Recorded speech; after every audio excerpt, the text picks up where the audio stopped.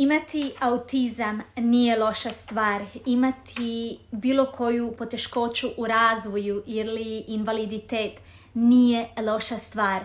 Biti različit nije loša stvar. Dragi ljudi, molim vas, od srca, zaista vas molim, širite ovo, širite tu svijest sa drugim ljudima.